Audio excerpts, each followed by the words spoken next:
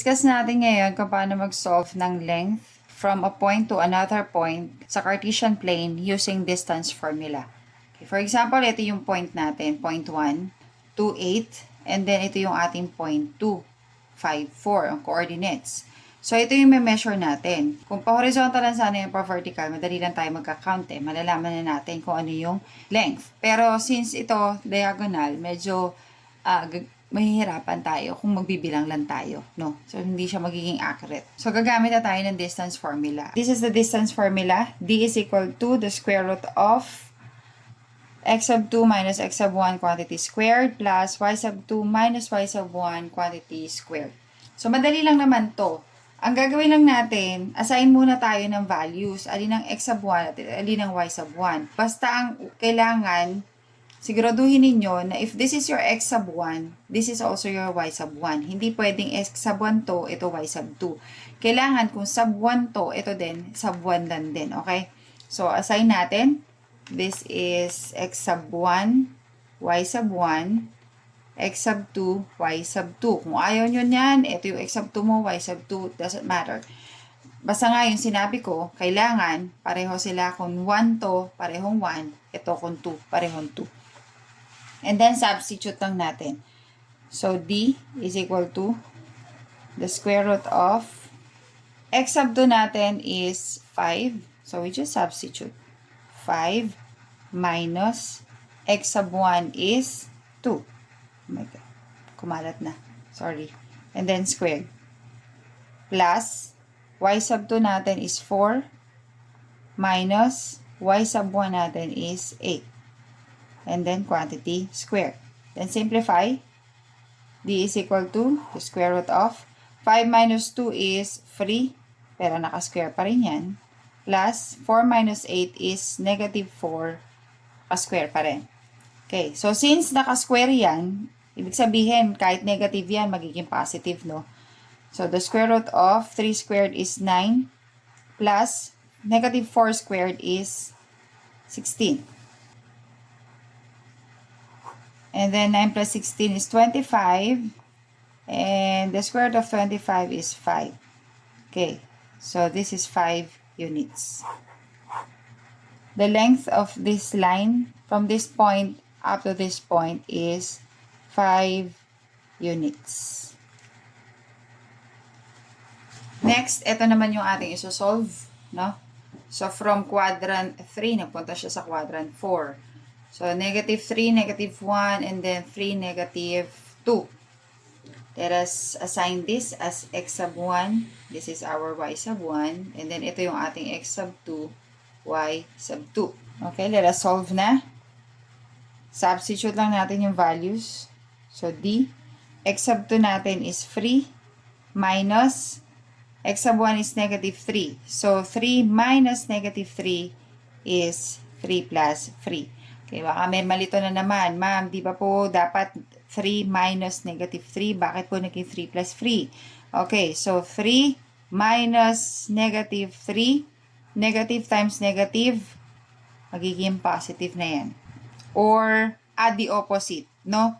So 3, i-add natin yung opposite ng negative which is positive. Hindi ko masyado ginagamit yung KCC. Ang ginagamit ko is add the opposite. Kasi may mga nalilito sa KCC eh. Nalilito sila na kung alin yung i-keep, alin yung i-change, alin yung i-change pa ulit. Okay, so mas nadadalian ako sa add the opposite. So 3 plus 3. And then quantity squared. Plus, y sub 2 is negative 2. Negative 2, this is minus. Negative 1 ang ating y sub 1. Okay, so ito ulit tayo. So negative 2 minus negative 1. Okay, so add the opposite. Ito, negative 2. Ipapalitan natin yung minus ng plus kasi i-add natin. And then yung opposite ng negative 1 is positive. So this will become negative 2 plus 1. So sana grade 8 na, no? Sana, since nagdi-distance formula na tayo, sana matuli na tayo, hindi na tayo maggaganto, no? Dapat pag nakita ninyo yung integers, negative, positive, mag-a-add kayo, alam na nyo na, matuli na, no? Nakakalungkot kasi na maabot ng grade 8, ng grade 9, ng grade 10, integers, nalilito pa rin. Okay, and then squared. And then radical sign. Do not forget. So, ngayon, nahin na natin yung radical sign. Baka makalimutan. So, 3 plus 3 is 6. And then, naka-square pa rin. Plus, negative 2 plus 1 is negative 1. Squared. Okay, then, 6 squared is 36. And then, plus 1 squared, negative 1 squared is 1. So, 36 plus 1 is 37. Ngayon, ito, prime na kasi ito eh. Wala na tayong makukuha dito na perfect square din. So, ito na yan. The square root of 37 units. So, the distance or the length is the square root of 37 units. Last, ang points, negative 6, 4, and then 0, 1. Same, usual, same pa rin. Assign tayo ng value. X sub 1, Y sub 1, and this is our X sub 2, Y sub 2. And then, substitute. X sub 2 natin is 0. Minus X sub 1 is negative 6. So, 0 minus negative 6 is also the same as 0 plus 6. Quantity squared. Plus, Y sub 2 is 1 minus 4. Quantity squared. Okay, so 0 plus 6 is 6 squared. Plus, 1 minus 4 is negative 3 squared. Okay, and then simplifying, 6 squared is 36 plus negative 3 squared is negative 3 quantity squared is positive 9. Okay, and then 36 plus 9 is 45.